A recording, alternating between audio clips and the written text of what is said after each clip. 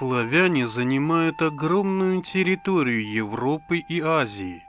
Когда-то славянский народ был единым, но впоследствии славяне раздробились на множество племенных союзов, а затем у них начали появляться государства. Восточные славяне также создали свое государство.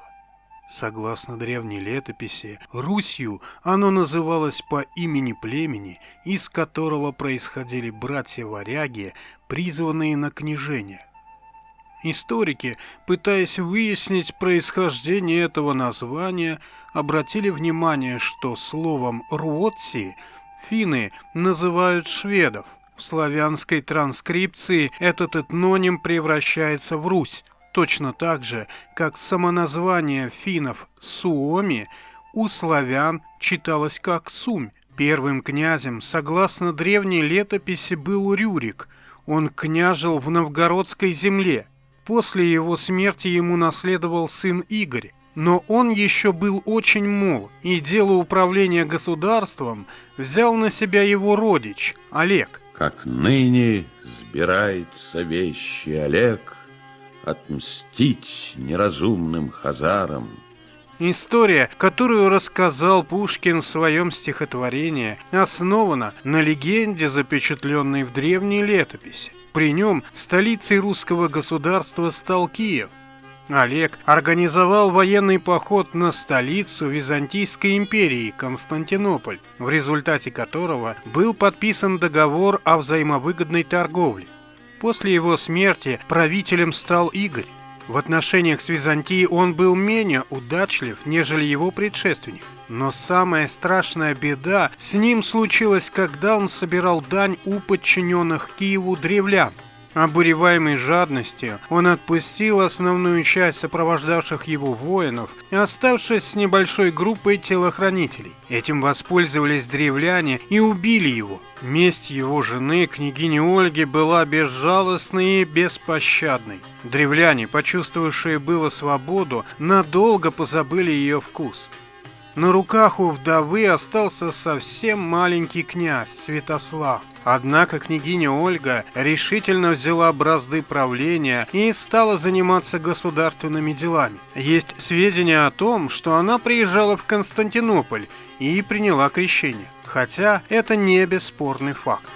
Между тем, юный князь рос и уже становился великим воином и полководцем. Еще при жизни матери он совершил поход, в результате которого были подчинены вятичи, а могущественный хазарский каганат прекратил свое существование. Но главное поле битвы Святослава оказалось в Болгарии.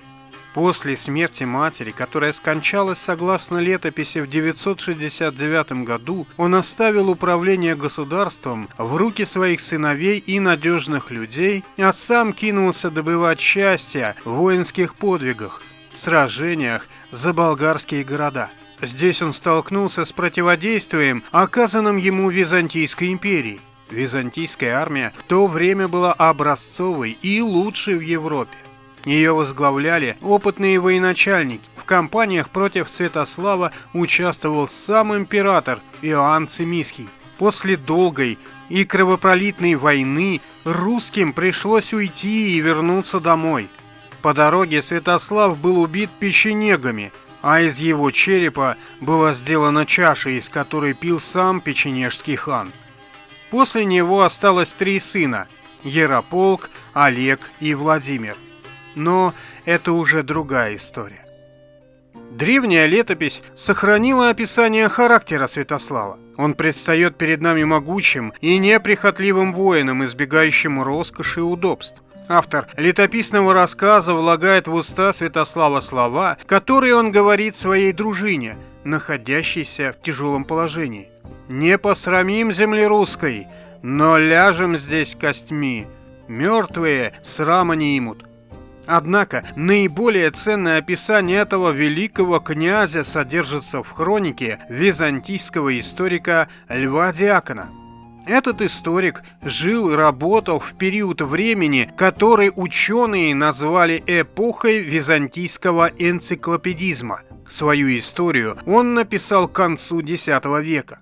В этом труде он рассказал о событиях византийской истории за период с 959 по 976 годы. В 8 и 9 книгах своего произведения он подробно описал боевые подвиги византийской армии, сражавшейся с русскими в Болгарии. После героического сопротивления византийцам русские, поняв, что они не смогут удержать за собой болгарские города, решили заключить мир и уйти домой. В нашей летописи уточняется, что они пошли за подкреплением. После утверждения мирного договора Святослав попросил у императора позволения встретиться с ним для беседы.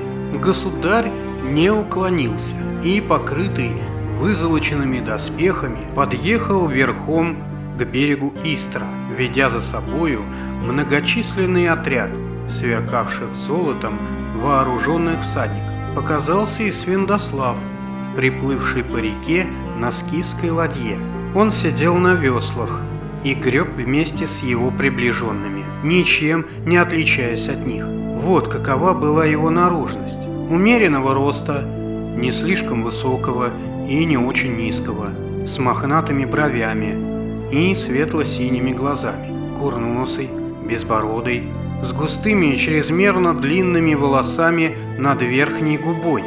Голова у него была совершенно голая, но с одной стороны ее свисал клок волос, признак знатности рода, крепкий затылок, широкая грудь и все другие части тела вполне соразмерные, но выглядел он угрюмым и диким.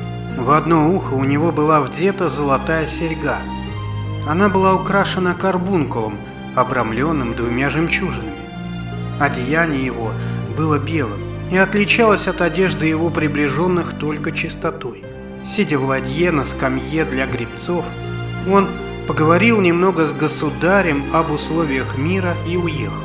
Так закончилась война ромеев со скифами.